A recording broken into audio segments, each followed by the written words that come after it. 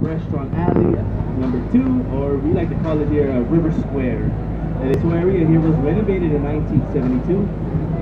On my right, if you're looking for a good souvenir shop, you got the Five and Dime.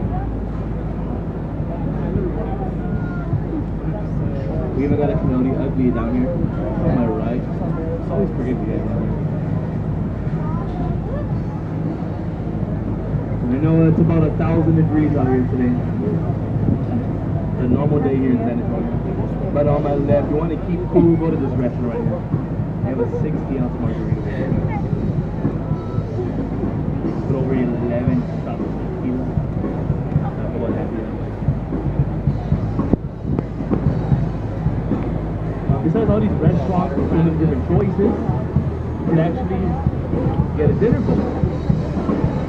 One of these boats was right here on my right. They just finished boat. All you gotta do to actually get one of these is just contact any restaurant. Walk up to the host and see if they have any availability for you.